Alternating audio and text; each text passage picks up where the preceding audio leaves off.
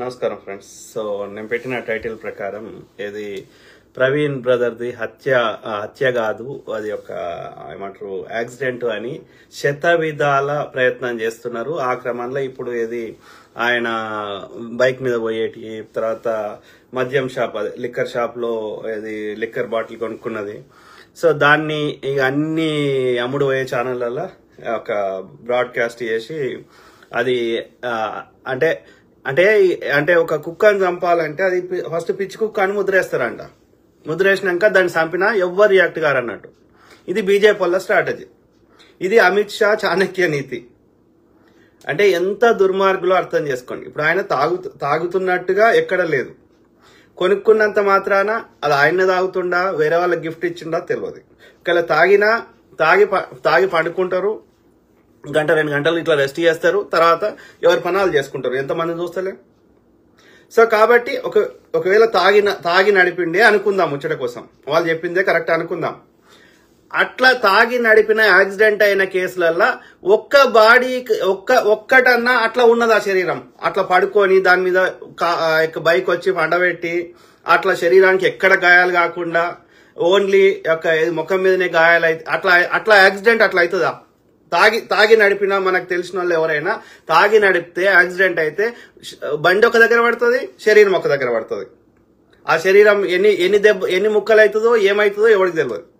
అదే లారీ కిందనో పెద్ద వాహనం కింద వస్తే అయితే బండి తునకలు అవుతుంది, శరీరం తునకలు అవుతుంది కదా. ఆమె ఎవరు? మన సాయన్న కూతురు, సికింద్రాబాద్ మాజీ ఎమ్మెల్యే. ఆయన కూతురు, ఆమె పేరు లాస్యనందిత. ఆమె పొద్దుగాల 4 గంటలకు వస్తుంది. ఆమె తాగలేదు. అది 3వసారి అది యాక్సిడెంట్ అయింది. ఆ జీన్స్ లో ఉన్నది ఆమె కింద పడ్డది. ఆమె పరిస్థితి ఎట్లుండే? యాక్సిడెంట్ తెలిసిపోతుంది. బండి ఎట్లా నాశనం అయింది. ఎవరి చెవులలో తామర పూలు పెడతారా? ఎన్ని రోజులు పెడతారా? సో ఆ క్రమంలో మనకు వచ్చిన ఇంటర్నల్ సమాచారము ఉంటారు కదా, వాళ్ళ సన్నిహితులకు చెప్పుకుంటారు కదా. సో ఆ విధంగా మనకి ఇంటర్నల్ గా వచ్చిన సమాచారం ప్రకారం ఆ మొత్తం సీసీ ఫుటేజ్ లో పోలీసు వాళ్ళు రిలీజ్ చేసిన అన్ని చూసినా, వాళ్ళు షేర్ చేస్తున్న ఫోటోలు చూసినా, అన్నిటి ఆధారంగా నాకు అర్థమైన కాడికి ఆ నల్గొండలు షేర్ చేసిర్రు, చౌటుప్పల షేర్ చేసిర్రు, అన్ని కరెక్టే ఉన్నాయి. ఆయన పర్సనాలిటీ, ఆయన ఫిట్గా ఉన్నాడు మనిషి. జిమ్ పోతాడో ఏమో, మంచిగా ఫిట్గా ఉన్నాడు, ఆరోగ్యం. కానీ విజయవాడ దాకా కరెక్ట్ ఉంది మొత్తం లెక్క. హెడ్ లైట్ ఒకటి మాత్రం లేదు, స్టార్టింగ్ నుంచి లేదు. అది ఎందుకు పోయిందో తెలియదు కానీ మొత్తం మీద అయితే హెడ్ లైట్ లేదు, స్టార్టింగ్ నుంచి లేదు, హైదరాబాద్ నుంచి లేదు. ఆయన ఏమనుకున్నాడు అంటే ఇప్పుడు ఓడు ఫిక్స్ చేసే టైం లేదు అనుకున్నాడో ఏమనుకున్నాడో నాకు తెలియదు. కానీ డే టైంలో అయితే అవసరం లేదు, ఓన్లీ నైట్ టైంలో. ఆ కొద్ది టైంకి మనం ఏమంటారు, ఈ సైడ్ ఉన్నది కదా, దాన్ని ఏమంటారు కదా, సైడ్ లైట్ ని ఇట్లా ఇండికేటర్ వేసేదాన్ని. సో ఆ ఇండికేటర్ ని వాడుకొని నేను కొద్ది దూరమే కదా ప్రయాణం చేసేది రాత్రిపూట అనుకున్నట్టున్నాడు. సో అదొక్కటి లేదు, స్టార్టింగ్ నుంచి లేదు. విజయవాడ దాకా లెక్క కరెక్ట్ ఉంది, మనకు అన్ని అంత మంచిగా ఉంది. విజయవాడ నుంచి మొత్తం తేడా అయిపోయింది. విజయవాడ నుంచి మొత్తం అదంతా కల్పితం. ఆ సీసీ ఫుటేజ్లు, ఆ కొవ్వూరు, ఆ గేటు, అదంతా పెద్దగా ఉన్నాడు పర్సనాలిటీ, ఆయన బొర్రు ఉంది. ఓకే, సో అదే ప్రవీణ్ బ్రదర్ కాదు. సో కాబట్టి నాకు ఇంటర్నల్ గా అంత ప్రాముఖ్యం ఉన్న వ్యక్తులు తెలియజేసిన ముచ్చట ఏంది అంటే, విజయవాడలో కిడ్నాప్ చేశారు బ్రదర్ని. కిడ్నాప్ చేసి 7 అటాక్ చేసిరంట. 7. ఎవరు ఆ 7 అంటే కిరాయి రౌడీలు. ఇవాళ ఎట్లయితే మిర్యాలగూడలో ఆయన చంపారు కదా, గిస్గర్ ఎవరో, అట్లా కిరాయి రౌడీల్ని హైర్ చేసుకున్నారంట. ఏమంటారు వాళ్ళని? కాంట్రాక్ట్ కిల్లర్స్ అంటారంట వాళ్ళని. ఓకే, ఎవరు చేయించిండ్రు ఏంది అనేది ఒక్కొక్కటి చెప్తాం. ఓకే, సో అందులో అయితే వాళ్ళ బైక్ ని తీసుకున్నది ఆ 7 ఒకటి తీసుకున్నాడంట. అర్థమైందా? తర్వాత ఏం చేశారంట, ఆయన మొత్తం బట్టలు ఇప్పేసిందంట. తర్వాత ఆయన ప్రవీణ్ బ్రదర్ వేసుకున్న జాకెట్ ని ఆ 7 ఒకటి తీసుకొని అది వాడు వేసుకొని ఆ బైక్ నడుపుకుంటూ పోయిందట. ఎందుకంటే ఆ బైక్ మీద పోతుంది ప్రవీణ్ బ్రదర్ అని నమ్మించడానికి, తప్పుదో పట్టియడానికి విచారణని. అర్థమైందా? కెమెరాలలో అన్నిట్లలో వీళ్ళు చంపలేదు, అది న్యాచురల్ గా డెత్ అయిందని, యాక్సిడెంట్ అయిందని చూపెట్టడానికి ఆయన బైక్ తీసుకొని ఆయన జాకెట్ వేసుకొని ఆ 7 కూడా పోయిందంట. ఓకే, తర్వాత ఏంది, ఆ ప్రవీణ్ బ్రదర్ కి ఆ కిడ్నాప్ చేసి విజయవాడ లెక్కను. సో ఆయనకి విషం ఇచ్చారంట, పాయిజన్ అంటే విషం. ఓకే, పాయిజనస్ ఇంజెక్షన్ ఇచ్చారు, విషం ఇచ్చారు. ఓకే, తర్వాత అక్కడనే ఆయనకి ముఖం మీద అంతటా మొత్తం కొట్టాల్సిన దగ్గర అంతా కొట్టేసారు. ఓకే, అర్థమైందా? ఆ 7. వెలుతురున్న ప్రాంతంలోనే కొట్టిర్రు. ఎందుకంటే చీకట్లో కొడితే ఏడవాడితే ఆడదెబ్బలు తగులుతాయి. ఇప్పుడు ఎక్కడైతే యాక్సిడెంట్ అయిన దగ్గర ఒకవేళ యాక్సిడెంట్ అయినా డిఫరెంట్ గా ఉంటది, నిజంగా అక్కడ దాడి చేసినా చీకట్లో దాడి చేస్తే ఏడబడితే ఆడగాయాలు ఉంటాయి, డ్రెస్ అంతా చినిగిపోయి ఉంటది, శరీరం అంతా రక్తం అడుగులో ఉంటది. కానీ ఆ కొట్టిన దగ్గర ఆ శరీరం దొరికిన దగ్గర రక్తం లేదు, ఆ శరీరం మీద ఎలాంటి గాయాలు లేవు. కాబట్టి డెఫినెట్లీ అది వెలుతురున్న ప్రాంతంలోనే చేసిర్రు, విజయవాడలోనే చేసిర్రు. సింపుల్. ఓకే. తర్వాత ఆ పాయిజనస్ ఇంజెక్షన్ తో పాటు ఏది గొంతులోకి మద్యం పోసిర్రు. ఎందుకు పోసిర్రు? ఆయన తాగి బండి నడిపి చచ్చిపోయిండని రిపోర్ట్లలో రావడానికి, ఫోరెన్సిక్ లో గానీ లేకపోతే ఈ పోస్ట్ మార్టంలో గానీ. ఓకే, అర్థమైందా? తర్వాత చంపేసారు అక్కడ విజయవాడలో. తర్వాత ఏంది, ఆ తర్వాత ఏదో వేరే పెద్ద వాహనంలో, కార్లను ఇంకా పెద్ద వాహనంలో శరీరాన్ని పట్టుకొని వచ్చారు, చచ్చిపోయిన శవాన్ని. ఓకే. తర్వాత ఆ శవానికి మళ్ళీ జాకెట్ వేసిర్రు, ఆడ పండబెట్టిర్రు, ఆ రోడ్ సైడ్ పండబెట్టి ఆయన మీద బైక్ పెట్టిర్రు, న్యాచురల్ డెత్ లెక్క క్రియేట్ చేసిర్రు. అర్థమైందా? సో అయితే ఈ అంతటికి చంద్రబాబు నాయుడు, ఆంధ్రప్రదేశ్ ముఖ్యమంత్రి చంద్రబాబు నాయుడు గారు ఆ ఐజీకి, పోలీస్ ఆఫీసర్ కి ఏమని ఇన్స్ట్రక్షన్ ఇచ్చిండంటే కేసుని సేమ్ డేలో క్లోజ్ చేయమని చెప్పిండంట. ఎందుకని చెప్పిండు? ఎవరు చెప్పించారు ఆయనతోటి? మీ చాణక్యుడు. ఓకే, ఈ చాణక్యుడు ఎవరు మీరు అర్థం చేసుకోండి. అయితే ఈ ఏడుగురు మంది కాంట్రాక్ట్ కిల్లర్లని ఎవరి ఇన్స్ట్రక్షన్స్ వల్ల చేసిర్రు? ఢిల్లీ నుంచి. ఓకే, ఇక్కడ లోకల్ ఉన్న వాళ్ళు ఎవరు చేయించిర్రు అంటే నరసాపురం బీజేపీ ఎంపీ భూపతి రాజు శ్రీనివాస్ వర్మ చేయించిండు అంట. ఈ 7 కాంట్రాక్టర్ని హైర్ చేసుకున్నాడు. అర్థమైందా? సో ఇక దీని వెనకాల ఎవరు అంటే చిన్నజీఆర్ స్వామి ఇక్కడ ఇది మెయిన్ గా నరసాపురం ఎంపీకి చెప్పడం జరిగింది. ఈ ఇద్దరు కలిసి అమిత్ షా యొక్క పర్మిషన్ తీసుకున్నారు. అంటే ఇక్కడ వీళ్ళు ఏం చెప్తున్నా అంటే A1 చిన్నజీఆర్ స్వామిని చేర్చాలి ఫస్ట్, అంటే చిన్నజీఆర్ స్వామి ఇది చేయాలని చెప్పి స్టార్ట్ అయింది, ఆయన మెదడులో స్టార్ట్ అయిందని అర్థం. అర్థమైందా? ఇట్లాంటి వాళ్ళని ఏరి పారేయాలి. ఎందుకంటే ఈ ప్రవీణ్ బ్రదర్ కానీ ఇట్లాంటి వాళ్ళు నీ చర్చ్ ఏసయ్య దేవుడు అని చెప్పుకుంటే ఎవరికి సమస్య లేదు, వాళ్ళ వర్షం చెప్తున్నా బీజేపీ వాళ్ళది. కానీ పొద్దుగా లేస్తే మా దేవతలను తిడితే అది కదిరే కృష్ణ కావచ్చు, లేకపోతే ప్రవీణ్ బ్రదర్ కావచ్చు, లేకపోతే కత్తి మహేష్ గారు కావచ్చు, అంటే మా బతుకు తెరుగు మీద కొడుతున్నావు. మేము హిందువులని ఎడినా కొడుకులను చేసి, హిందుత్వం పేరు మీద మేము ఆర్య బ్రాహ్మణులము ఎడినా కొడుకులను చేసి మేము దేశ సంపదని దోసుకుంటుంటే సద్గురులము, లేకపోతే పీఠాధిపతులము, మఠాధిపతులము, చిన్నజీయర్లము, నేను మొత్తం ఏమంటారు ఒక సర్వసంగ పరిత్యాగినని చెప్పి ఒక్కొక్క దగ్గర 1000 కోట్లు ఎందుకుంటాయి? వీళ్ళు చేస్తున్నది దోపిడీ, వీళ్ళు చేస్తుంది రాజకీయ నాయకుల, ధనవంతుల యొక్క నల్లధనాన్ని తెల్లధనం చేస్తున్నారు ఈ యొక్క మఠాధిపతులు, పీఠాధిపతులు. ఎందుకంటే ఇట్స్ ఎన్జిఓ అంటారు. ఎన్జిఓ అంటే నాన్ ప్రాఫిట్ ఆర్గనైజేషన్ కింద ఎవడైనా డొనేషన్ ఇస్తే సోర్స్ అడగరు. ఆ డొనేషన్ ఇచ్చిన ఆర్గనైజేషన్ నుంచి మళ్ళీ బయటకు తీస్తే అది తెల్లధనం అవుతుంది. అంటే రాజకీయ నాయకుల దోపిడీ సొమ్మును వీళ్ళకు ఇస్తే వీళ్ళ నుంచి కడిగిన ముత్యం లెక్క బయటకు వస్తుంది, నల్లధనం తెల్లధనంగా కన్వర్ట్ అవుతుంది. అయితే వాళ్ళకేం లాభం? ఈ నల్లధనంలో ఎంతో కొంత పర్సంటేజ్ ఆ సద్గురులకి, ఈ చిన్నజీఆర్ స్వామిలకు వస్తుంది. చిన్నజీఆర్ స్వామి కింద ఎన్ని ఆస్తులు ఉన్నాయి, ఎన్ని 1000 కోట్ల ఆస్తులు ఉన్నాయి, సర్వసంగ పరిత్యాగం చెప్పుకునే దుర్మార్గునికి చెప్పండి. అదే మనం సమ్మక్క సారలమ్మకు మొక్కితే వానికి మనసులో పడతలేదు చిన్నజీఆర్ గారికి. ఎందుకంటే పైసలు బ్రాహ్మణ్ దగ్గర ఉండాలి, ఇలా కోయ జాతుల దగ్గర ఉండొద్దు కదా, బీసీ ఎస్సీ ఎస్టీల దగ్గర ఉండొద్దు కదా, శూద్రుల దగ్గర ఉండొద్దు కదా. నేను ముట్టుకోనని ఇప్పటికి మీదికెళ్ళేస్తాడు వాడు. ఎవడు వీళ్ళంతవరు? గోదావరి జిల్లాలకు చెందిన బాపన్న కొడుకులు. ఇలా తిరుపతిలో మొత్తం అన్ని పూజార్లోడు గోదావరి జిల్లాలకు చెందిన బ్రాహ్మణ ముండా కొడుకులు. వీళ్ళకి ఉత్తర భారతదేశపు ఆ బ్రాహ్మణ ముండా కొడుకులు, విదేశీ ఆర్య బ్రాహ్మణ ముండా కొడుకులు, పాండేలు, ఇంకోడోడు, శర్మలు, దొంగనా కొడుకులు, వాళ్ళకి మీది తనాలే మాది తనాలే అన్నట్టుంది. ఇది నడుస్తున్నది. గోదావరి జిల్లాలకు చెందిన బ్రాహ్మణ ముండా కొడుకులు మన దక్షిణ భారతదేశంలో చెడబుట్టిర్రు. అర్థమైందా? ఎందుకు పుట్టిర్రో ఇక తెలవాలి. సో ఫస్ట్ ఏమంటారు, భూపతి రాజు శ్రీనివాస్ వర్మ హైర్ చేసుకున్నాడు బీజేపీ ఎంపీ, నరసాపురం చెందినవాడు. దే ఫస్ట్ విచ్ క్రాఫ్ట్ అంటే విషం ఇచ్చి ఇట్లా చేయడాన్ని విచ్ క్రాఫ్ట్ అంటారు. అంటే ఒక మంత్రాలు ఇట్లా చేస్తారు చూడు, ఒక ఏమంటారు అదేమంటారు కదా, శుద్ర శక్తులు ఇట్లా శక్తులు వస్తాయని చెప్పి చేస్తారు చూడు, అట్లా చేసిర్రు, తర్వాత చంపేసిర్రు అనేది ఇది మనకు వచ్చిన సమాచారం. డెఫినెట్లీ అది ముమ్మాటికి హత్యనే. సో ఎందుకు చేస్తుర్రు అంటే కత్తి మహేష్ గారి మీద వీళ్ళందరి మీద ఎందుకు చేస్తుర్రు అంటే వీళ్ళు హిందూ స్క్రిప్చర్స్లలో ఉన్నటువంటి, హిందూ స్క్రిప్చర్స్ కాదు సారీ, నేను మళ్ళీ అది ఎందుకు అయిపోయిందంటే మనకి ఆ చెత్త హిందుత్వం అని నింపారు. కాదు దయచేసి మూలవాసులు మొక్కునే హిందుత్వం వేరు. నేను గతంలో చెప్పినా మళ్ళీ చెప్తున్నా, నేను తప్పు చెప్తే హిందూ శబ్దము ఈ యొక్క రామాయణ మహాభారత ఇతిహాసాలు వేదాలు ఉపనిషత్తులు పెట్టండి. కాబట్టి హిందుత్వం కాదు అది. విదేశీ ఆర్య బ్రాహ్మణుల యొక్క సనాతన అధర్మము లేదా బ్రాహ్మణిజము లేదా మనువాదం, దానికి మూలవాసులు మొక్కునే హిందుత్వానికి ఎలాంటి సంబంధం లేదు. నేను చారిత్రక ఆధారాలతోటి సైంటిఫిక్ గా చెప్తా, ఎన్నోసార్లు చెప్పినా మళ్ళీ చెప్తా.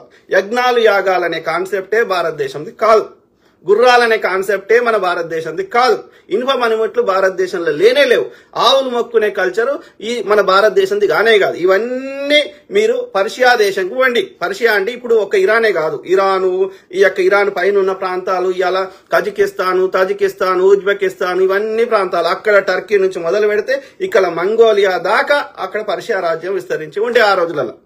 అర్థమైందా? సో గుర్రాన్ని ఎక్కడ మొక్కుతారు, ఎక్కడ గుర్ర మాంసం తింటారో కనుక్కోండి. మీరు రథాలు ఫస్ట్ ప్రపంచంలో ఎక్కడ వాడిరో కనుక్కోండి.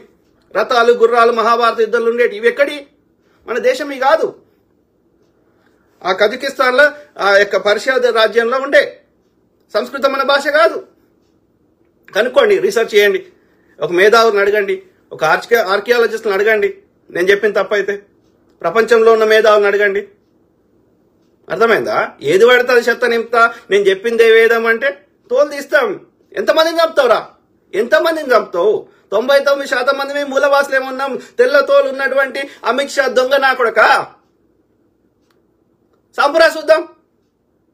ఆ ముండా కొడుకు ఒకడు ఉంటాడు వరంగల్లా, వాని పేరు నేను మర్చిపోయినా, అన్న కాల్ చేసేటోడు. వాడు RSS కి చెందిన బాపన్న కొడుకు.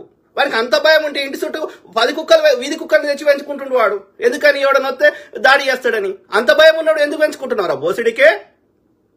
వాని దోస్త్ అంటే రామ్ మాధవ్ అంట. రామ్ మాధవ్ అనేటోడు అమిత్ షా ముడ్డి నాకుతాడు, ఇంకోటి చేస్తాడు. వాడు రామ్ మాధవ్ అని చెప్పిండు, అమిత్ షా చెప్పిండు అని చెప్పి ఒక గోదావరి జిల్లాలో చెందిన ఒక బ్రాహ్మణం ఉండని మాధవి లత అనే ఒకటి రామ్ నగర్ లో ఉంటది. అది కుక్కలు పెంచుకొని ఉంటది ఒకటే. అది నాతోటి ఫోన్లో మాట్లాడి నాకు లైవ్ లో పెట్టి అది నల్లోని పంపించింది గన్ను బట్టి. పడితే నేను ఇమ్మీడియట్ గా పోలీసులకు ఫోన్ చేస్తే 5 నిమిషాలు వచ్చే వరకు పారిపోయింది వాడు. అప్పుడు అది ఏమంటుంది, NRIలతో పెట్టుకోవద్దు, హుషారు ఉంటారని అంటుంది. అది లంజముండా ఎడగొట్టినవే. నాకేమన్నా పైసలు ఇమ్మన్నానే లంజముండా? నాకేమన్నా అడిగినా? చేసేదే వ్యభిచారం. ఆ వీడియోలలో పెట్టి అది అందరితోటి న్యూడ్ కాల్ చేసుకుంటూ మాట్లాడుతుంది. అది 2 మొగలను వదిలేసింది. ఇది బ్రాహ్మణం ఉండ, ఇది వేదాల గురించి నాకు నీతులు చెప్తుంది. నియ్యతి లేదు, సంస్కారం లేదు. అందుకే అంటున్నా, ఈ బ్రాహ్మణ కొడుకులందరూ నీ పారదోలాలి. ఎక్కడి నుంచి వచ్చిర్రో విదేశాలకు అక్కడికి పారదోలాలి. అర్థమైందా? గలీజ్ నాకు ఇట్లా ఎంతమందిని ఉత్తర భారతదేశంలో చెత్త ఉందిరా అంటే ఆ చెత్తని దక్షిణ భారతదేశంలో తెస్తున్నారు. తమిళనాడు భరిస్తలేరు, తెలంగాణలో భరిస్తలేరు, కర్ణాటకలో లేవకుండా దన్నీర్రు. గౌరీ లొకేషన్ చంపితే ఒక వ్యాపారిని పొడిస్తే లేవకుండా దన్నీరు పాడుకోవాలని. ఏడరా మిగిలింది? ఈ ఆంధ్రప్రదేశ్లో చెత్త ఉన్నది. ఎందుకని ఉన్నది ఆంధ్రప్రదేశ్లో చెత్త? కులం పిచ్చి ఎక్కువ ఉన్నది పిచ్చి పాడుకోవాలకి. చదువుకున్న ఎక్కువ మంది వచ్చారు ఆంధ్రప్రదేశ్లో. ఆంధ్రప్రదేశ్ బాగుపడదురా. చంద్రబాబు నాయుడు కాదు, అని అయ్యొచ్చినా బాగుపడది. కట్టమని చూద్దాం చంద్రబాబు నాయుడు కానీ. దమ్ముంటే చంద్రబాబు నాయుడు సైబరాబాద్ కట్టినప్పుడు ఆంధ్రప్రదేశ్లో కట్టరా చూద్దాం. కట్టలేవు. జగన్ కట్టలేడు, చంద్రబాబు నాయుడు కట్టలేడు. మీ రక్తంలో ఈ విషం ఉంది. మీరు మతం పేరు మీద కులం పేరు మీద కొట్టుకొని వస్తారు. మీ దగ్గర ప్రశాంతత లేదు. ఎందుకు వచ్చి ఉంటున్నారు ఆంధ్రాలో, తెలంగాణలో, చెన్నైలో, ఇంకో ప్రాంతంలో, అమెరికాలో, హైదరాబాద్లో? అభద్రతాభావం వల్ల మీరు వాళ్ళని కాలబెడతారు, వాళ్ళు మిమ్మల్ని కాలబెడతారు. అక్కడి దగ్గరికి ప్రశాంతం లేని దగ్గర ఎవడు పెట్టుబడులకు రాడు. మీదో బతుకు థూ గలీజ్ నా కొడుకులు. ఆలోచించండి మిత్రులారా. ఇది అమిత్ షా చాణక్య నీతి అంటారు, చాణక్యుడు అంటారు వాడిని. ఎందుకంటారు? వాడు చేసేదంతా కుట్రలు కుతంత్రాలు, వాణి చంపాలి వీని చంపాలి. అంటే ఇప్పుడే గిట్లుండదు అంటే అప్పుడు ఒక నీతి నియమం లేని కాలంలో 2000 సంవత్సరాల కింద ఏముండే చాణక్య నీతి 2500 సంవత్సరాల కింద? అంటే వాడెంత గలీజ్ నా కొడుకు అర్థం చేసుకోండి. ఆ బాపన్ నా కొడుకు చాణక్యుడు కదా. బీసీలైనటువంటి మంగళులైనటువంటి మహానందులు ఈ యొక్క భారతదేశాన్ని పరిపాలిస్తుంటే, మగధ సామ్రాజ్యాన్ని పరిపాలిస్తుంటే తట్టుకోలేకపోయిండు ముడేసుకున్నటువంటి చాణక్యుడు బాపన్ నా కొడుకు. ఇక వాడు చెయ్యని కుట్రలు లేవు, కుతంత్రాలు లేవు. నందుల సామ్రాజ్యాన్ని చూసి భయపడి అలెగ్జాండర్ వాడు గ్రీకులందరూ వారిపోయారు. అమ్మ ఊరవతలనే పురుషోత్తమంతో కొట్లాడడానికే మనకు శక్తి లేదురా, అట్లాంటిది అంత పెద్ద మహాసామ్రాజ్యంలో అన్న పెద్ద ఏనుగులు అంత పెద్ద ఆయుధాలు ఉన్నదే వాళ్ళతో మనం ఏం కొట్లాడతారా అని పారిపోయారు గ్రీకులు. అట్లాంటి నంద సామ్రాజ్యాన్ని వీడి కుట్రలు కుతంత్రాల చాణక్య నీతితోటి ఈ మంగళోళ్ళు శూద్రులు రాజ్యం వేలొద్దని వాడిని ఎన్ని రకాలుగా నమ్మించి మోసం చేసిండో ఇక మనకు తెలియని చరిత్ర కాదు చాణక్యులు. అర్థమైందా? సో అంత దుర్మార్గులు. సంపద ఓన్ దగ్గర ఉండాలి, బాపనోన్ దగ్గరనే ఉండాలి. అధికారం ఓన్ దగ్గర ఉండాలి, బాపనోన్ దగ్గరనే ఉండాలి. ఎందుకంటే రాజులు కూడా పేరుకే రాజులు, వాడు యుద్ధం చేసి చచ్చిపోవాల్సిందే గాని పరిపాలన మొత్తం ఈ బాపనోందే నడిచింది. వాడే మంత్రి ఉంటాడు, వాడు చెప్పిందే వినాలే. మొత్తం దేశంలో ఉన్న సంపద అంతా మనం గుళ్ళ దాచిపెట్టుకోవాలి. ఏమనంటే నాగబంధనము ఇంకో బంధనం అని చెప్పాలి. అర్థమైందా మిత్రులారా? సో ఇప్పుడు లాస్ట్కి ఏమవుతుంది ఈ కేసులో? ఇక లాస్ట్కి ఏమవుతుంది, కేసీఆర్ గారు ఈ యొక్క మొత్తం వాళ్ళ ఎమ్మెల్యేలను బీఆర్ఎస్ ఎమ్మెల్యేలను కొనేది మొత్తం రికార్డు చేసి పబ్లిక్ లో పెట్టిండు. సిబిసిఐడి ఎంక్వైరీ, హైకోర్టుల కేసు ఇవన్నీ అన్నాడు. లాస్ట్కి ఏమైంది? మీరు ఎప్పుడైనా చూడండి, దీన్ని సిబిఐకి ట్రాన్స్ఫర్ చేయాలంటారు, లేదంటే సుప్రీంకోర్టుకి అంటారు. కథ సుప్రీంకోర్టు సిబిఐ ఎవరి చేయిలు ఉంది? బీజేపీ, అమిత్ షా, ఇంకో తొక్క నా కొడుకు చేయిలు ఉంది. అంటే ఆ కేసు సచ్చినా విచారణకు రాదు. అంటే న్యాయాన్ని బొందబెడుతున్నట్టు లెక్క. సింపుల్. ఇప్పుడు లాస్ట్కి ఏమవుతుంది ఈ కేసు కూడా? ఇప్పుడు మనం ఇన్ని ఆధారాలతో ఇన్ని మాట్లాడితే ఏమవుతుంది? ఇది సిబిఐకి ట్రాన్స్ఫర్ చేయడం జరిగింది, సుప్రీంకోర్టు పరిధిలోకి ఉంది, కథం విచారణకు రాదు. ప్రత్యక్ష కేసు 20 ఉన్న దోషులందరూ చచ్చిపోతారు కానీ అది విచారణకు రాదు. గంతెందుకు నడి రోడ్డు మీద హత్య చేసిన బ్రాహ్మణ దంపతులను హత్య చేసినటువంటి వామన్ రావు దంపతులను హత్య చేసిన కేసుల విచారణకు వస్తలేదు. ఎన్నేళ్ళు ఉంటుందా కేసు విచారణకి? మళ్ళీ అదే వాడెవడో పేదోడు ఉంటే వాడిని దిశల కేసులో ఎన్కౌంటర్ చేస్తారు, లేదంటే శూద్రుల కేసులలో తొందర విచారణకు వస్తాయి. మరి ఈ హై ప్రొఫైల్ కేసులలో ఎందుకు రావు? దోషులు యొక్క అగ్రకులం వాళ్ళు ఉంటే విచారణకు రావు. అదే శూద్రులు ఉంటే విచారణకు వస్తాయి, శిక్షలు పడతాయి, లేదంటే ఎన్కౌంటర్లు అవుతాయి. ఇది అంటే ఇక్కడ ఏమైతుంది? మొత్తం అధికారం వాళ్ళ చేయిలు ఉన్నది, కోర్టులు వాళ్ళ చేయిలు ఉన్నాయి, సిబిఐ వాళ్ళ చేయిలు ఉంది, ఈడీ వాళ్ళ చేయిలు ఉంది, ఇన్కమ్ ట్యాక్స్ డిపార్ట్మెంట్ వాళ్ళ చేయిలు, అధికారం వాళ్ళ చేయిలు ఉంది. They are abusing their power. CBI, ED, IT తీసేయండి. భారతదేశంలో ప్రజాస్వామ్యం ఎందుకు వర్ధిల్లదు? ఎందుకు గతంలో లెక్క భారతదేశం బాగుపడదు చూద్దాం. రాజకీయ నాయకులని, పైసలు ఉన్న వాళ్ళని, యొక్క వ్యాపారాలు చేసేటోళ్ళని వాళ్ళందరినీ సిబిఐ, ఈడీ, ఐటీ కథం. వాళ్ళ నోరన్న ఊపిస్తావు, లేదంటే వాళ్ళని బీజేపీలో జాయిన్ చేసుకుంటావు. పక్క పార్టీలో ఉంటే వాడు అవినీతి మంతుడు, బీజేపీలో జాయిన్ అయితే వాడు నీతి మంతుడు. ఎందుకంటే వాడు దోసుకున్న దానికి నీకు రావాల్సిన వాటాలు వస్తాయి. వాడు నీ పార్టీలోకి వస్తే నీకు అధికారం ఎల్లకాలం ఉంటుంది కాబట్టి నువ్వు దోసుకోవచ్చు. ఇవి కాకుండా ఇక ఈవీఎంలు, ఎలక్షన్ కమిషన్, ఇక ఇది ఇవాళ నక్సలైట్ల ఏరువేత మీద గిరిజనులను చంపుతున్నావు. దేశంలో ఎక్కడ సంపద ఉన్నా భూగర్భ ఎక్కడ సంపద ఉన్నా దోసుకుంటున్నావు. ఎవరి దగ్గర పైసలు లేకుండా చేస్తున్నావు. ఏడిస్తే ఏమంటున్నావు? దొడ్డు రేషన్ బియ్యం ఇస్తా, అవి తినండి, మాకు సేవ చేయండి, మా బ్రాహ్మణుల ముడ్డిలు గడగండి అని చెప్తున్నావు. No, this is not at all acceptable. అర్థమైందా అమిత్ షా? నీ కాలం మూడింది. అర్థమైందా? ఆ ప్రకృతి తప్పకుండా ఈ సావర్కర్ని ఎట్లయితే చంపేసిందో, ఎడ్గేవాకర్ని ఎట్లయితే చంపేసిందో, వాజ్పేయిని ఎట్లయితే చంపేసిందో, వాజ్పేయికి చెప్పుకోలేని రోగం వచ్చి చచ్చిపోయాడు. అర్థమైందా? అలా మతలబ్ ఏందో అర్థం చేసుకో. అమిత్ షా కూడా ఏం రోగం వచ్చి ఎప్పుడు చేస్తాడో, మోడీ ఎట్లా చేస్తాడో, వీళ్ళందరి పాపాలు ప్రకృతి తప్పకుండా ఒక్కొక్కరి పేర్లు చెప్పి వాళ్ళకి వచ్చిన రోగాలు చెప్తే మనం తట్టుకోలేం. అర్థమైందా? వీడి కూడా ఉండడు, అమిత్ షా గారు ఉండడు. చూడు, త్వరలోనే వానికి ఉన్నది. ప్రకృతి తప్పకుండా వాడిని శిక్షిస్తుంది. ఇంతమందిని చంపిన వాడిని ఎందుకు వదిలేస్తుంది? అర్థమైందా ఇట్లారా? సో ఇది అంటే మన దక్షిణ భారతదేశంలోనే ఇంతో అంతో మనకు ప్రశ్నించేది తత్వం ఉన్న దగ్గరనే, ఇంతో అంతో చైతన్యం ఉన్న దగ్గరనే ఇంత అరాచకం చేస్తున్నారు ఈ బ్రాహ్మణ ముండా కొడుకులు అంటే బీజేపీ ఆర్ఎస్ చెందిన వాళ్ళు, ఈ యొక్క ఆర్యులు, ఈ సనాతన అధర్మాన్ని పొంచి పోషిస్తున్న ముండా కొడుకులు. అట్లా అంటే ఉత్తర భారతదేశంలో అసలు న్యాయం అనేది ఉన్నదా? రోడ్డు మీద జంబి కత్తులు అమ్ముతున్నారు, రోడ్డు మీద జంబి కత్తులు పట్టుకొని తిరుగుతున్నారు. ఇలా ఆ యొక్క యూపీలో ఏది ఈ యొక్క మా అమ్మా నాన్నను చంపినవని ఒక దళితులు వాళ్ళు ఏడుచుకుంటా పోలీస్ కంప్లైంట్ ఇస్తే వాళ్ళ చెల్లెని అక్కని కూడా చంపేశారు, కంప్లైంట్ ఇచ్చిన వాళ్ళని కూడా చంపారు. ఒక ఆడపిల్ల రోడ్డు మీద బట్టలు లేకుండా మొత్తం ఊరంతా తిరిగి బతిలాడుకుంది నా ప్రాణభిక్ష పెట్టమని. ఇక మణిపూర్ లో అయితే ఇద్దరు అమ్మాయిలని బట్టలు లేకుండా ఎట్లా తిప్పుకుంటూ చూసినాం. దాని మీద ఒక్క స్టేట్మెంట్ ఇయ్యాడు అమిత్ షా. మొత్తం అన్ని ప్రతిపక్షాలు పార్లమెంట్ దద్దరిల్లేటట్టు ఏడ్చినా కొట్లాడినా పార్లమెంటులో ఏది పొగ బాంబు పెడితే ఇప్పటి వరకు విచారణ జరగదు, పుల్వామా దాడి మీద ఇప్పటి వరకు విచారణ జరగదు. దీన్ని బట్టి ఇక ఉత్తర భారతదేశంలో ఎంత వరస్ట్ ఉన్నారు, అక్కడ ప్రజలు ఎట్లా బతుకుతున్నారు. బుల్డోజర్ తెచ్చి మొత్తం అక్కడ ఉన్న అందరు ఎవడు ప్రశ్నిస్తే వాళ్ళకి ముస్లింలు ఒక్కరే కాదు, ముస్లింలయి, దళితులయి, ఈ యొక్క ప్రతిపక్ష నేతలు అందరి ఇల్లు వాళ్ళ కొట్టుడు. అంటే నేను చెప్పింది వినాలే, నన్ను ప్రశ్నించకూడదు, న్యాయం మాట్లాడకూడదు అనేది ఉంది. మొన్న కొట్టిరు కదా, 400 వస్తాయి కదా, 270 సగం కూడా రాలేదు. ప్రభుత్వాన్ని ఏర్పాటు చేసే మెజారిటీ కూడా రాలేదు కదరా. తీసేయరా చంద్రబాబు నాయుడు, ఏం చేసుకుంటారా? సాగుకు దగ్గర వచ్చినావు, తీసేయి, మద్దతు తీసేయి. వీడు నితీష్ కుమార్ చంద్రబాబు నాయుడు మద్దతు తీసేస్తే పడిపోతుంది గవర్నమెంట్. తీసేయరు. నీకు కావాలంటే ఏ మంత్రి కావాలంటే అది ఇస్తాం చంద్రబాబు నాయుడు. రా, కూటమిలో వద్దాం, వాళ్ళు దింపేద్దాం, నీకు ఏ పదవి కావాలంటే అది తీసుకో, నువ్వే ప్రైమ్ మినిస్టర్గా. ఎందుకురా ఈ బతుకు? సిగ్గు లేదు. ఆలోచించండి మిత్రులారా. అసలు చట్టం ఉన్నదా? అసలు ఈ అన్నిటికీ ఇక మీడియాను కంట్రోల్లో చేసుకోవాలి. గ్రాకు చెప్పినా వానికి బాధనే. 60 ఏళ్ల కింద లక్ష్మణ నెహ్రూ గారి మీద వాడు బురద లేకపోతే వాడు బతకలేడు. అన్ని కట్టిన కాంగ్రెస్ మీద వాడు బురద లేకపోతే బతకలేడు. నువ్వేం చేసినావు రేపురా అంటే కాంగ్రెస్ తిడతాడు. ఎవరు మోడీగా నువ్వేం చేసినావు చెప్పురా?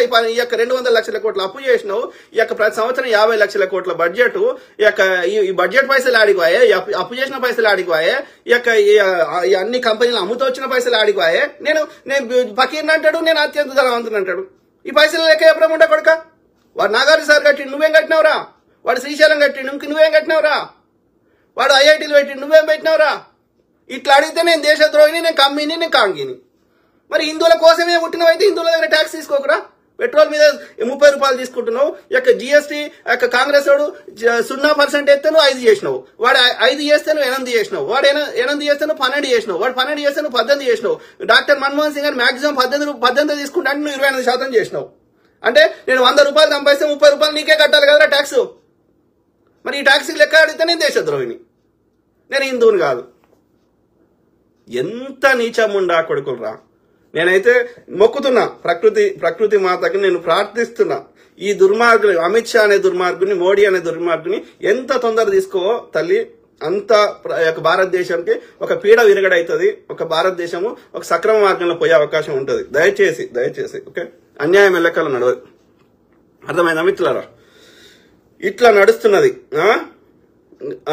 వీళ్ళందరూ మూడు రాష్ట్రాల ముఖ్యమంత్రి ఎందుకు వదిలేసినవురా? సిబిఐ ఈడీ అని పెట్టి మొత్తం 15 రాష్ట్రాల్లో ఉన్న కాంగ్రెస్ ప్రభుత్వాన్ని తీసేసి కాంగ్రెస్ ఏడుంది అంటాడు. వాడు వచ్చింది కాంగ్రెస్ ముక్త భారత్ అంటే ఏంది? ప్రతిపక్ష ముక్త భారత్ అంటే ఏంది? భారతదేశాన్ని ఒక నియంతృత్వంలోకి తీసుకుపోతూ వాడంట పైసలు పంచుతాడంట, వాడంట అన్ని చేస్తాడంట, ప్రతిపక్షాల దగ్గర పైసలు ఉండొద్దంట. వాడు డిమానిటైజేషన్ తెచ్చింది ప్రతిపక్షాల దగ్గర పైసలు లేకుండా చేయడానికి. దానివల్ల వ్యాపారాల సంఖ్య నాకు ఇచ్చినావు కదా, అంటే దేశ ప్రజలందరినీ అడుగునేటట్టు చేస్తావు. నీకు వచ్చిన గోలే అది. Very very unfortunate. మేల్కోవాలి. హిందువులకి ఏమైందిరా? ఈ అమ్మాయి బీజేపీ పార్టీ 100 ఏళ్ళు అయిందిరా పుట్టి, 100 ఏళ్ళు కూడా కాలేదురా. 1980లో పెట్టిండాడు. ఆర్ఎస్ఎస్ ఇంకో 100 ఏళ్ళు అయింది. ఈ 100 ఏళ్లకు ముందు హిందుత్వం లేదు, 1000 సంవత్సరాల నుంచి లేదు. వీడు ఎత్తేరా బీజేపీ, ఏమైతుందో చూద్దాం. ఏం కాదురా, ఒక సిద్ధాంతాన్ని నచ్చినోడు అంత తొందర కన్వర్ట్ కాడు. పోనీ మొత్తం భారతదేశంలో ఉన్న అందరూ క్రిస్టియన్లో ముస్లిమ్స్ అయినారు అనుకో, ఏమవుతుందిరా? ఇలా ఇస్లాం దేశాలు ఉన్నాయి, క్రిస్టియన్ దేశాలు, ఏమైతుందిరా? ఒక క్రిస్టియన్ దేశం ఇంకో క్రిస్టియన్ దేశం కొట్టుకోదత్తలేవు. రష్యా వాడు అమెరికా వాడు కొట్టుకుంటలేడు, యూరోప్ వాడు రష్యా వాడు కొట్టుకుంటాడు. అన్ని క్రిస్టియన్ దేశాలే కదరా. ఒక ఇస్లాం దేశం ఇంకో దేశం కొట్లాడతలేదు, ఇంకో ఇస్లాం దేశం. ఏందిరా నాకు అర్థం కాదు. ఎవరు నచ్చినాడు అని మొక్కుంటాడు, మనకు వచ్చిన నష్టమేంద్రా? అలా విషయం ఉంటే మొక్కుంటారు, లేకపోతే నా పక్షులు లెక్క జంతువులు లెక్క నాస్తికులు అవుతారు. ఏ పక్షి ఏ దేవుని మొక్కుతుందిరా? పిచ్చి నా కొడుకులు. ఆలోచించిన మిత్రులారా, అంటే ఎవడు మాట్లాడొద్దు, అలా ఉన్న లాజికల్ క్వశ్చన్ అడగొద్దు. నువ్వు చెత్త నింపుతుంటే నేను నింపించుకోవాలి. ఏ మతాన్ని వద్దంటున్నారు? అన్ని మతాల చెత్త ఉంది. నేను ఒక సనాతన అధర్మం గురించి చెప్తలేను. క్రిస్టియానిటీలో సగం చెత్త ఉంది, ఇది 50%, ఇస్లాంలో సగం % చెత్త ఉంది. ఆ యొక్క సనాతన అధర్మంలో 90% చెత్త ఉంది. ఇంతో అంత చెత్త లేనిది, చెత్త ఎక్కువ జమగాంది ఏందిరా అంటే బుద్ధిజము లేదా హిందూయిజం. కానీ బ్రాహ్మణిజంలో సనాతన అధర్మంలో 90% చెత్త ఉంది. క్రిస్టియానిటీ ఇస్లాంలో 50% చెత్త ఉంది. ఎందుకుంది? ఆ రోజులలో ఎప్పుడు వచ్చినాయి, అవి ఎప్పుడు పుట్టినాయి, అప్పుడున్న సమాజ పరిస్థితులు ఏంది, అప్పుడున్న వాళ్ళ యొక్క ఆలోచన విధానం ఏంది, అవన్నీ పరిగణలోకి తీసుకోవాలి కదా, అవునా కాదా? అప్పుడున్న ఆటవికము ఇప్పుడు ఎట్లా వర్కౌట్ అవుతుంది? అవి కొన్ని ప్రజలు ఇనీషియల్ గా కొన్ని తెగలుగా బతికిర్రు, ఆది మానవులుగా బతికిర్రు. ఆది మానవులు, బట్టలు లేని ఆది మానవుల నుంచి ఒక జంతువు లెక్క బతికి నుంచి ఒక సమూహంగా ఏర్పడ్డారు. ఆ సమూహము ఒక ట్రైబ్ గా ఏర్పడ్డారు, ఒక తెగలుగా ఏర్పడ్డారు. ఆ తెగలలో ఉండే న్యాయము, తెగలలో ఉండే ఆలోచన విధానము అప్పటికిప్పటికి సేమ్ ఎట్లా ఉంటది? మారదా? వాళ్ళ ఆలోచన విధానంలో ప్రోగ్రెసివ్ థాట్స్ రావా? అప్పుడు వాడిన పనిముట్లు ఇప్పుడు వాడుతున్నామా? కాబట్టి అప్పుడెప్పుడో 2000, 3000 సంవత్సరాల కింద రాసిన పుస్తకాలు యాజ్ ఇట్ ఈజ్ ఇప్పుడు ఎట్లా వర్తిస్తాయి? కాబట్టి చెత్త ఉందల్లా. రాళ్ళు కొట్టి సంపమని అలా రాసిర్రు ఒక గ్రంథంలో. ఇప్పుడు అట్లనే చేయమంటే సాధ్యమవుతుంది? అది కరెక్ట్? అది చిన్నపిల్లలు, మహిళలు చూస్తుంటారు, వాళ్ళకి జీవితంలో ఎంతో సాధించాలనే వాళ్ళు అనుకునేవారు. అట్లాంటివి చూసినప్పుడు వాళ్ళకి జీవితం మీద ఆసక్తి వస్తుందా, విరక్తి వస్తుందా? కాబట్టి అప్పుడు ఎప్పుడో రాసిన వాటిని యాజ్ ఇట్ ఈజ్ మనం గుడ్డిగా పాటిద్దామంటే, నేను అన్ని మతాల గురించి చెప్తున్నా, ఒక పర్టికులర్ మతం గురించి చెప్తలే. కాబట్టి ఒక సైంటిఫిక్ టెంపర్ ఉండొద్దు, ఒక తప్పును తప్పనదు. ఇట్లనే చేసిర్రు, వాళ్ళు కూడా అట్లనే చేసిర్రు, క్రిస్టియానిటీలు కూడా ఇట్లనే చేసిర్రు. అలా కూడా మేధావులు ఆయన కోపర్నికస్ అంటే ఆయన ఏం చెప్పిండు? అంతకుముందు ఈ చర్చోళ్ళు ఏమని నమ్మిండ్రు? అన్ని భూమి చుట్టే తిరుగుతాయి అన్ని గ్రహాలని నమ్మిండ్రు. ఆ కోపర్నికస్ వచ్చి ఏం చెప్పిండు? ఆ యొక్క టెలిస్కోప్ గెలీలియో కనిపెట్టినాక ఏం చెప్పిండు ఆయన? ఇది కాదురా అయ్యా, ఇది అన్ని సూర్యుని చుట్టూ తిరుగుతున్నాయని ఆయన లెక్కలేసి ఆయనకు అన్ని విశ్లేషించి ఆ మేధావి చెప్తే ఈ యొక్క చర్చిలో ఉన్న పెద్దలకి నచ్చలేదు. ఎందుకంటే వాళ్ళ పెద్దరికం పడిపోతుంది, వీళ్ళు చెప్పిన దానికి భిన్నంగా చెప్పే వరకు వీళ్ళ పెద్దరికం పడిపోతుంది, వీళ్ళ ఆధిపత్యం పోతుంది, కాబట్టి చర్చికి ఒకటి రాడు అనే భయంతో ఆ కోపర్నికస్ కి విషం ఇచ్చి చంపేశారు. సోక్రటీస్ అంటే ఆయన మహనీయుడు, ఇట్లనే అందరికీ ఎడ్యుకేట్ చేస్తూ వాస్తవాలు చెప్తుంటే వీళ్ళ పెద్దరికం పడిపోతుంది ఈ మూఢ విశ్వాసాలు కలిగినటువంటి ఆ క్రిస్టియానిటీలు ఉన్న వాళ్ళు, కాబట్టి ఆయనకు విషం ఇచ్చి చంపేశారు. తర్వాత వీళ్ళే వాళ్ళ తప్పులను తెలుసుకొని ఇది వాళ్ళు చెప్పిందే కరెక్ట్ అని సైంటిఫిక్ గా రీసెర్చ్ చేసినాక సారీ చెప్పిండ్రు ఈ చర్చ్ వాళ్ళు. Same thing with these waste fellows, ఈ సనాతన ధర్మాన్ని పెంచి పోషిస్తున్న గాడిద కొడుకులు. అది చిన్నజీఆర్ గాడు కావచ్చు, చాగంటి కావచ్చు, ఇంకోటి కావచ్చు, రండి చర్చకి రండి. ఆ యొక్క శీఘ్రం స్ఖలనమైంది, ఆ యొక్క జింక కడుపులకు పోయింది, పిల్ల పుట్టిండు అంటారు. ఎట్లా పుట్టిద్దారు? అది ఎట్లా సాధ్యం రా? వానికి 4 ముఖాలు ఉన్నాయి అంటారు. ఎట్లా సాధ్యం రా? ఒక ఏమంటారు, విష్ణువుకి శివుడికి పుట్టినరు అంటారు. ఎట్లా సాధ్యం రా? అది మొగానికి ఇట్లా మాట్లాడొద్దు, ఇది సైంటిఫిక్ అడగొద్దు. అడిగితే నేను దొంగని, నేను ఇంకోటి అంటే నువ్వు చెప్పే చెత్తని నమ్మాలి. వాడు ఎవడు రాసిండు, ఎందుకు రాసిండు, అది నిజంగా జరిగిందా, వాడు కేవలం ఊహించి రాసిండా, లేదా ఒక సింబాలిక్ రిప్రజెంటేషన్ కోసం రాసిండా, మనకి ఎలాంటి తెలియనప్పుడు నువ్వు చెత్త నింపుతా ఉంటే మేము నింపించుకోవాలన్నారా? నేను అన్ని మతాలను అడుగుతున్నా, I'm not asking one particular religion. అర్థమైందా? కాబట్టి ఏ మతంలో అయినా ఉన్న చెత్తని మూఢ విశ్వాసాలని మనం తప్పు అని చెప్తున్నాం, ప్రజలను ఎడ్యుకేట్ చేస్తున్నాం. అందులో మంచి ఉంటే నచ్చితే పాటించండి, వేరే వాళ్ళకి నష్టం కానప్పుడు. ఎవడొద్దంటున్నాడు? ఏ మతమైనా సరే పరోపకారం చేయమని అన్ని మతాలు చెప్పినాయి. అన్ని మతాల్లో అలా ఆ పాయింట్ని పాటించండి. చెత్తని కడిగేద్దాం, విసర్జక పదార్థం రాసుకో పూసుకో అంటే రోగాలు వచ్చి చచ్చిపోతుర్రు. కాబట్టి అది వద్దని చెప్తున్నాం. తప్పేం చెప్తున్నాం? చెప్పొద్దా అట్లా? అంటే ప్రజలకు నష్టం జరుగుతుంటే మతం పేరు మీద ఏ మతం అయినా సరే చూసుకుంటూ కూర్చుందామా? ఎవడు ప్రజలను ఎడ్యుకేట్ చేస్తే నీ చెత్తలో తప్పు ఉంటే నీ చెత్తని కడిగించుకో, నీ గ్రంథాలను మార్చుకో, అవి వారేసి కొత్త గ్రంథాలు రాసుకో. బ్రాహ్మణుడే పూజ చేయాలనేది నువ్వు రాసుకున్నావు అనుకో, తీసేసి కొత్త పాయింట్ పెట్టి ఏ హిందూ అయినా పూజారి కావచ్చు అని చట్టం నీ పుస్తకాలు రాసుకో, అయిపోయింది కదా. ఎవడన్నా నీ తప్పిదాన్ని ఎత్తి చూపెడితే నీ తప్పిదాలను సరిదిద్దుకోవడమే అది గొప్పతనం. కానీ ఎవడు ప్రశ్నిస్తే వాడిని చంపుతా అంటే మేమందరం అనుకుంటే మీ బ్రాహ్మణుల పని పట్టరాదా, లేదు ప్రకృతి అనుకుంటే పట్టరాదా, మళ్ళీ వాడే మనకి కర్మ సిద్ధాంతం చెప్తాడు. కర్మ సిద్ధాంతానికి మీరు అతీతులని చెప్పండి. మరి మీకు ఎండ కొట్టది, మీరు ఎండని కొట్టకుండా మీరు మీ మీద ఒక మంత్రం వేసి కాపాడుకోగలుగుతారని చెప్పండి. ఓన్లీ శూద్రుల మీదనే ఎండ కొట్టేటట్టు ఉంటుంది, మేము మా మంత్రంతో ఏమైనా చేసుకోగలుగుతాం చెప్పండి. చిన్నజీఆర్ గారు చెప్పండి, చాగంటి గారు చెప్పండి, గరికపాటి గారు చెప్పండి, అమిత్ షా గారు చెప్పండి.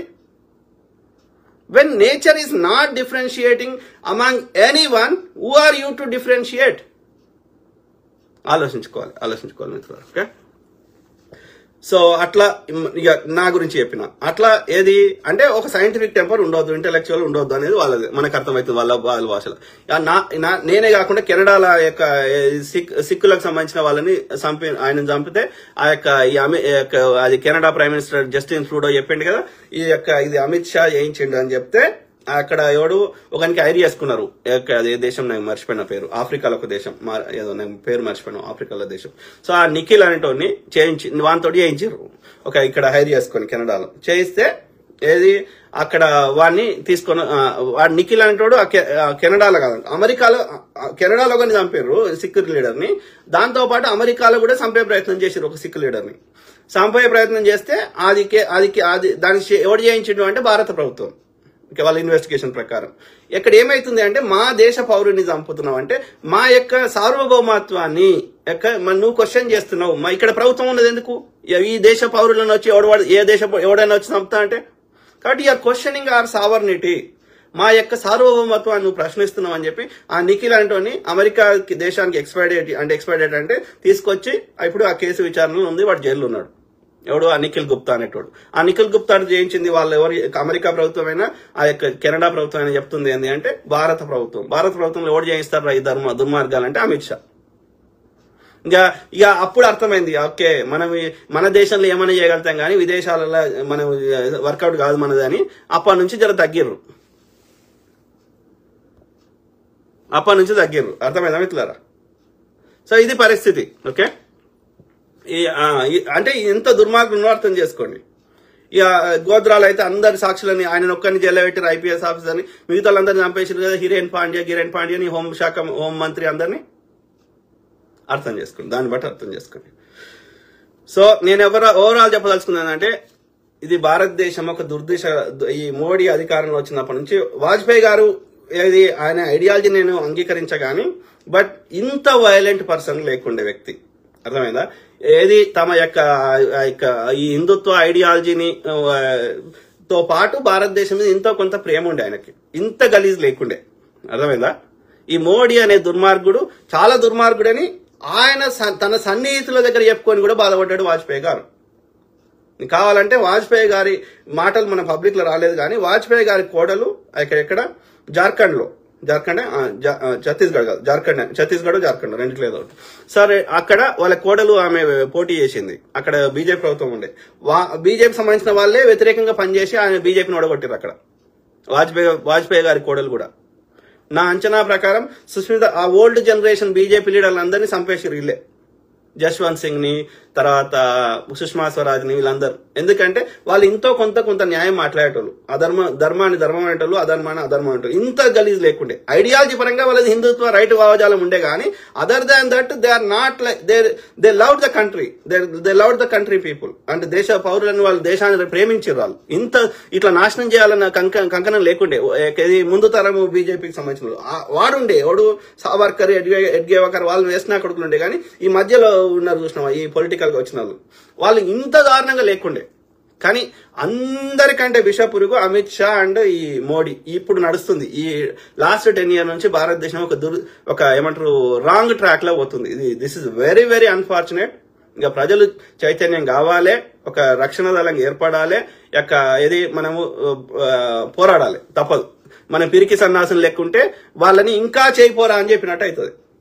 డే టైంలో ఇంతో అంత పేరున్నోళ్ళు, ఇంతో అంత ప్రజా వాయిస్ ఏమైంది అప్పుడు రజాకార్లు ఈ భూస్వాములు హైర్ చేసుకున్న ప్రైవేట్ ఆర్మీ రజాకార్లు వాళ్ళు వచ్చి గ్రామీణ ప్రాంతాలు ఇబ్బంది పెడుతుంటే ఈ భూస్వాములు వెట్టి చాకరీ చేయించుకొని ప్రజల దగ్గర ఉన్న భూములన్నీ తీసుకొని వాళ్ళకి మినిమం కాంపెన్సేషన్ ఇవ్వకపోతే ఏం చేశారు రైతులు? వాళ్ళతో కొట్లాడే శక్తి ఉండే నా వీళ్ళ దగ్గర? వీళ్ళ దగ్గర ఆయుధాలు ఉండేనా, వీళ్ళకి ట్రైనింగ్ ఉండేనా, వీళ్ళు లేకుండేనా? కానీ ఎన్ని రోజులు ఇట్లా ఈ భూస్వాములు పెట్టే బాధలు ఎన్ని రోజులు భరిస్తాం అని ప్రజలే తిరుగుబడ్డారు కదా. అదే కదా సాయుధ పోరాటం. హిందూ ముస్లిం కొట్లాట కాదు సాయుధ పోరాటం. నిజాం రాజు గ్రామీణ ప్రాంతాల్లో పరిపాలించలేదు, కేవలం పట్టణాలు మాత్రమే పరిపాలించాడు. ఆయనకి సరిగ్గా ఆర్మీ లేదు. ఈ రజాకార్ల రెండోళ్ళకి నిజాం గారికి ఎలాంటి సంబంధం లేదు.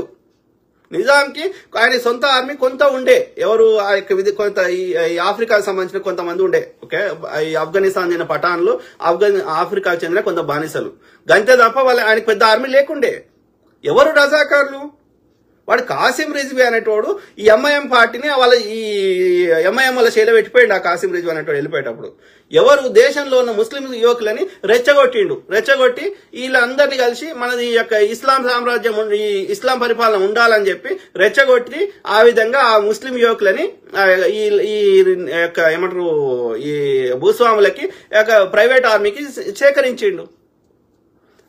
ఈ భూస్వాములకి ఆ యొక్క రజాకార్లకి అధ్యక్షుడు కాసిం రిజ్వీ అయితే ఉపాధ్యక్షుడు ఎవరు? ఈ జొన్నేరు ప్రతాప్ రెడ్డి అనే భూస్వామి. ఆ యొక్క నిజాం గారి యొక్క ప్రధానమంత్రి లాయక్ అలీ గారు వాళ్ళు క్లియర్ గా చెప్పారు, ఈ ఎంఐఎం అనేది అది ఒక ఫస్ట్ ముస్లింల యొక్క మంచి కోసం స్థాపించినమని స్టార్టింగ్ లో చెప్పినప్పటికీ దాన్ని మొత్తం ఒక రాడికలైజ్ చేసింది వీడు, ఈ కాసిం రిజ్వీ అనేటోడు. వాడు ఒక న్యాయవాది వాడు. సో కాబట్టి వాళ్ళు ఏం చెప్పారు, నిజాం సంబంధించిన వాళ్ళు, ఈ కాసిం రిజ్వీ అనే ఈ ఎంఐఎంకి ఈ కాసిం రజాకర్లకి మాకు సంబంధం లేదు, పరిపాలన మా బ్రిటిష్ వాడు వెళ్ళిపోయాక పరిపాలన మా చేయలేదు, గ్రామీణ ప్రాంతాలేమో ఈ కమ్యూనిస్టుల చేయలకు వచ్చినాయి, ఈ యొక్క భూస్వాములు వర్సెస్ ఈ యొక్క కమ్యూనిస్టులు కొట్లాడుకున్నారు, పరిపాలన మాకు లేదు, నిజాంది లేదు అని వాళ్ళు పబ్లిక్ నే చెప్పారు. ఇది వాస్తవం. దాన్ని కూడా హిందూ ముస్లిం కొట్లాడలేక సినిమాలు తీస్తే ఎవరికి చెప్తుర్రా చరిత్రని? Very very unfortunate, very it's a bad phase going on. కాబట్టి నేను ఏం చెప్తున్నా అంటే, ఎలాంటి ఆయుధాలు లేనటువంటి, ఎలాంటి శిక్షణ లేనటువంటి, ఎలాంటి ఒక ప్రొఫెషనల్ ట్రైనింగ్ లేనటువంటి వాళ్ళే ఒక సామాన్య రైతులు ఒక వెట్టి చాకిరి నుంచి బయటపడడానికి ఎంతమంది తమ ఆత్మ బలిదానం చేసుకుంటూ కూడా కొట్లాడారు. ముస్లింలు కూడా కొట్లాడారు కదా సాయుధ పోరాటంలో. ఆయన పేరేంటి, షేక్ బందగి. ఎవరు? కేసు వేసి భూస్వామికి వ్యతిరేకంగా కేసు వేస్తే ఆయనకు అనుకూలంగా తీర్పు వస్తే, ఆయన జర్నలిస్ట్ ఉండే, సో తీర్పు వస్తే ఆయనను మాటు వేసి ఈ యొక్క భూస్వామి రజాకర్ల ద్వారా చంపించాడు. ఆయన ముస్లిమే కదా. అంటే దీన్ని బట్టి అర్థం చేసుకోవచ్చు కదా, హిందూ ముస్లిం కొట్లాట కాదురా అయ్యా అని. భూస్వాములకి ఒక వెట్టి చాకిరీ చేసుకునే ఒక సామాన్యులకి మధ్యలో వెట్టి వెట్టి చాకిరీ. సో అణిచివేతకి వ్యతిరేకంగా జరిగిన పోరాటమే సాయుధ. భూస్వాముల అణిచివేతకు వ్యతిరేకంగా సామాన్యులు రైతులు పోరాడిందే ఈ యొక్క సాయుధ రంగితంగా పోరాటం. ఎందుకు ఆ ఎగ్జాంపుల్ చెప్తున్నా ఇక్కడ అంటే, వాళ్ళు ఆ రోజులన్నీ అంత పోరాట పరిమ చేయగలిగినప్పుడు మనం ఇప్పుడు ఎందుకు చేయలేము? ఈ యొక్క నయా రజాకర్ అనేటువంటి అమిత్ షా, మోడీ, చిన్నజీయరు, రాధా మనోహర్ లాంటి కొడుకుల వ్యతిరేకంగా అని మనం అడుగుతున్నాం. కాబట్టి మనందరం ఐక్యమైద్దాం, శూద్రులు అందరం ఐక్యమై ఈ యొక్క ఈ వివక్షను పెంచి పోషించే ఆర్యుల మత గ్రంథాలను గాలబెడదాం. వాళ్ళని ఈ యొక్క ఈ మూలవాసుల భారతదేశం నుంచి పారదోలుదాం. ఎక్కడ నుంచి వచ్చిరో ఆ పర్షియా దాకా తరిమి కొడదాం ఈ బాడుకోవాలని. అర్థమైందా? హిందూయిజం, మూలవాసులు మొక్కునే హిందూయిజం వేరు. అందులో యోగా, పరమత సహనము, సౌభ్రాతృత్వము, ధ్యానము, ఇవి యొక్క శ్రమణ పరంపర. రీసెర్చ్ చేయండి. వాట్ ఈజ్ శ్రమణ పరంపర, గురు పరంపర రీసెర్చ్ చేయండి. బుద్ధిజము, జైనిజం పేర్లు వేరు పెట్టుకున్నప్పటికీ ఇవన్నీ ఈ అజీవకాలు, ఇవన్నీ ఈ యొక్క మూలవాసులు మొక్కునే హిందూయిజం. ఈ యొక్క ఈ బ్రాహ్మణిజంలో ఎక్కడ చూడు ఇవాళ సోకాల్డ్ హిందూ మత గ్రంథాలు అని చెప్తున్న ఏ గ్రంథంలోనే హిందూ శబ్దం చూపెట్టండి. సింపుల్. ఓకే, పర్షియా వాడు భారతదేశంకి పెట్టిన పేరు హిందుస్థాన్. మీరు ఏ ఇస్లాం దేశం కనవ్వండి, ఇప్పటికీ హిందుస్థాన్ అనే పిలుస్తారు భారతదేశాన్ని. ఎందుకంటే వాళ్ళకి తెలిసింది ఆ సింధు నది, ఆ హిందూ నదికి ఆవల ఉన్న వాళ్ళు అక్కడి నుంచి మన భారతదేశానికి రావాలంటే హిందూ నదిని దాటుకునే రావాలి.